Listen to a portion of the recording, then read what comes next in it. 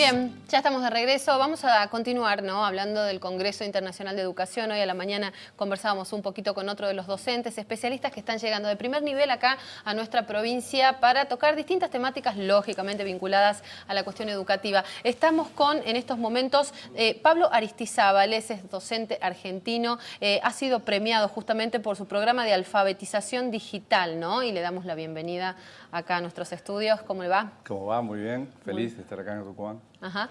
Cuéntenos un poquito, bueno, primero expectativas con respecto a lo que va a ser, ¿no? Lo que ya está haciendo. Ayer fue la inauguración, la apertura oficial de este Congreso Internacional, pero bueno, están reunidos muchos especialistas y mucha gente con ganas de aprender, sí, 45 ¿no? en total, especialistas de todo el mundo, de los 5 continentes. Y mis expectativas son muy fuertes porque a mí me toca hablar mucho por Argentina y el mundo, pero en Tucumán hay algo especial. Las maestras como que me han adoptado. Entonces yo hablé en el Teatro Mercedes Sosa, y hablé en el congreso anterior, y bueno, y ahí como como que mi mensaje les impacta muchísimo. Entonces, más allá de la expectativa del congreso, que es muy importante y es un congreso que te permite acercar conocimiento, nuevas habilidades, escuchar a otras personas, generar una conversación, un ruido pedagógico, bueno, más allá de todo eso, en mi caso, tengo esta situación que Tucumán me ha adoptado, ¿no? ¿Por qué crees que pasa esto, no? Porque bueno, vos, tu tema quizás está muy vinculado a esto, ¿no? De la alfabetización digital y de tratar de llevar esos conocimientos que para muchos quizá, y aunque sea difícil de creerlo en este momento en el que vivimos, no los conocen, no los tienen o no los pueden incorporar al aula, ¿no? Claro, el tema es que lo más extraño de todo es que yo traigo un planteo de más educación, pero una educación totalmente distinta a la que nosotros teníamos y que era una emergente de la era industrial, ¿no? O sea, para la era del conocimiento, esto es simple, para la gente estamos viviendo otra era donde se crea riqueza de otra manera, como la que teníamos vista antes. O sea, en la era agrícola, viste, construíamos riquezas a partir de las tierras, ¿sí?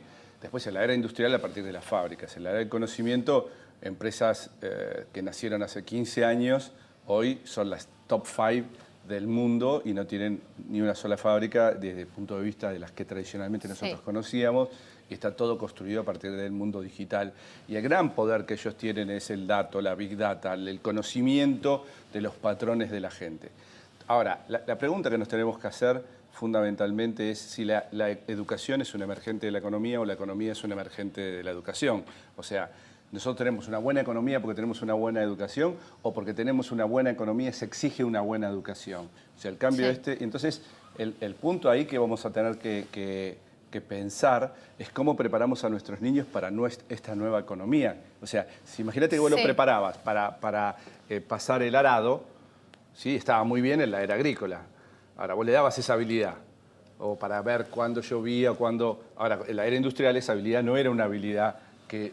¿Y hoy para qué se los está preparando a los chicos desde tu punto de vista? Y eso es un tema complejo, un tema muy complejo, porque la escuela fundamentalmente lo que promovía eran habilidades cognitivas básicas, que era leer y operaciones matemáticas básicas. Más o menos era eso.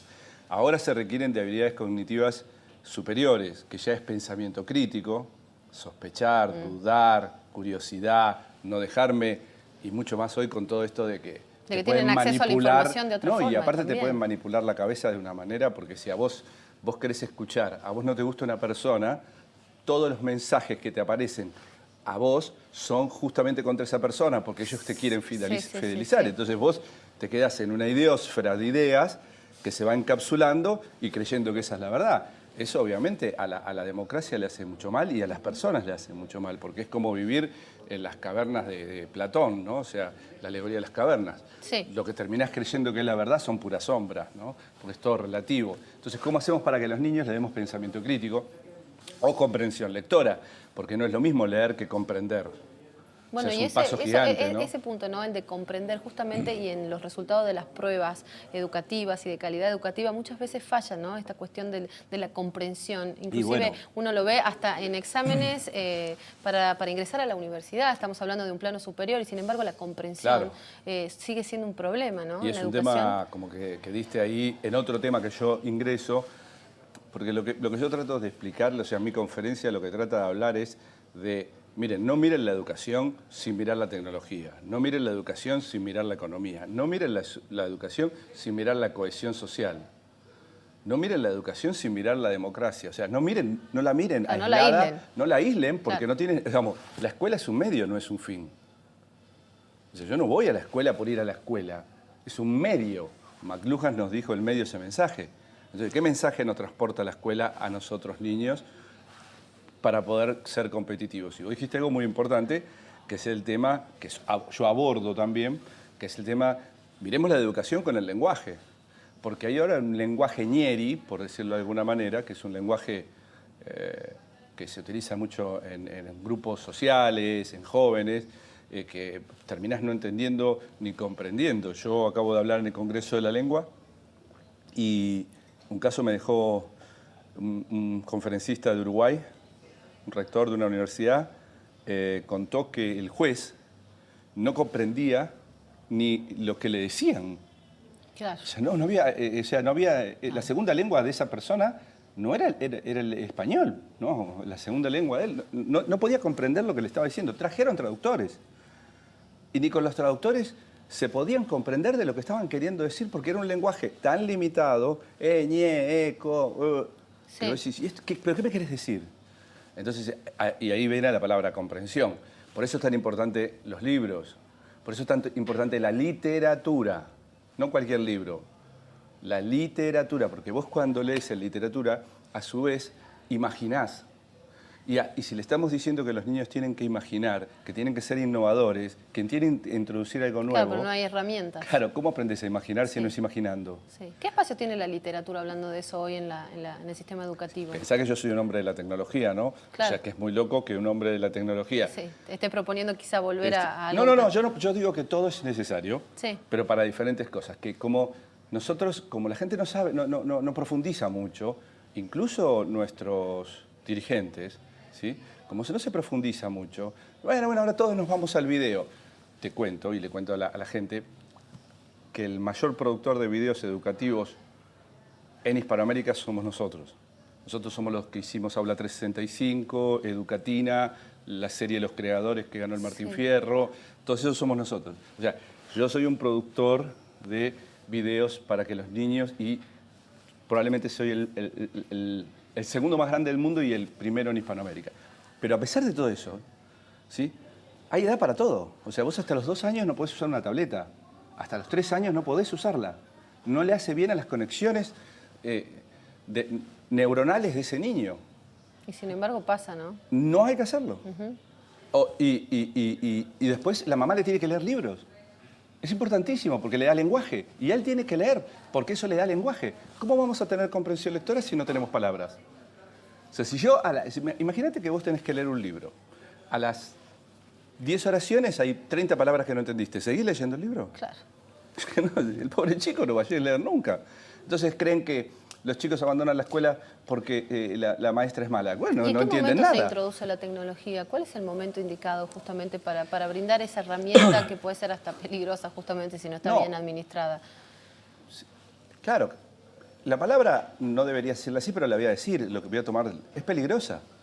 La tecnología, si vos no tenés un pensamiento crítico, que lo que me estás mostrando es que estás queriendo hackear mi mente, si yo no puedo lograr identificar eso, yo voy a ser hackeado. O sea, yo no voy a ser yo. Voy a hacer lo que otro quiere que yo sea. Sí. ¿Entendés? Entonces, por eso se habla de comprender. Comprender no es entender, es un paso más. Es cada vez poder ser más dueños de mis actos. Cuando vos me preguntás eso, la pregunta no es edad. Hay una edad que no podemos tenerla, que no la podés tener. Eso está claro. Esto no es un chupete. Lo que pasa es que los padres quieren, a veces porque no saben cómo también, porque tampoco tienen palabras los padres. Entonces, y tampoco pueden leer el libro de los padres, pero tienen que hacer un esfuerzo. Claro. Tienen que hacer un esfuerzo de leerle los libros a la noche. Porque cuando vos lees un libro, claro, lo que estás leyendo es a tu mamá y a tu papá cuando te leían. Entonces, mucho más que el libro, porque es un hábito. Ese hábito se construye de muy pequeño, es como lavarte los dientes. Lavate los dientes, nene, lavate los dientes, lavate los dientes. ¿Te lavaste los dientes, Caro? ¿Te lavaste? Claro, ¿Te lavaste? Llega un momento que ya no lo tenés que decir. Ya, ¿entendés? Ya entró, se armó el hábito. Y cuando vos podés, cuando vos le encontrás la magia al libro de poder que te puede transportar a muchos mundos, pero distintos, porque también una película te puede transportar, pero la película viene con las imágenes, te viene traducida, entonces la palabra se deshilacha. Sí. Ahora, volvemos al tema, nosotros necesitamos lenguaje para tener comprensión lectora, pero también para comprender el mundo en el que vivimos, para tener un pensamiento crítico, para tener un pensamiento divergente, para tener un pensamiento deductivo, inductivo, creador, abstracto. Se necesitan palabras, se necesita comprender. Y todo eso, obviamente que también te puede dar mucha ayuda la tecnología, muchísima ayuda, pero van de la mano, ¿no? O sea, ¿qué quiero decirte con esto? Vamos a usar la tecnología para aumentar nuestra inteligencia biológica, pero si vamos a usar la tecnología solamente para escuchar reggaetón, Claro. a mí me divierte el reggaetón, pero es un momento, yo no me la paso todo el día escuchando reggaetón. ¿Cuál es el consejo que le das o que le vas a dar seguro a los docentes con respecto a eso, ¿no? Hablando del uso de la tecnología y de... Sí, el consejo es muy fuerte, pero decir eso, pero más que todo es decir, tenemos que trabajar en una pedagogía que permita a los niños desarrollar su potencial de ser, que crean en ellos y que creen. Porque el mundo operativo, repetitivo, nos servía mucho para otra era. Fíjate que acá mismo lo estamos viviendo. Vos acá tenés cámaras automatizadas, porque ese operativo ya no se hace, ¿entendés? Entonces, Sí. si vos le vas a enseñar a ser camarógrafo y las cámaras son automatizadas, vamos a estar muy complejos porque no van a conseguir trabajo. Por eso no puedo yo desvincular la educación de hacia qué economía como país queremos ir, ¿entendés? Si vos no tenés lenguaje y querés ir al turismo, ¿cómo le hablás? Exacto. ¿Qué le decís? Le decís, hey, Eri, amigo. Claro.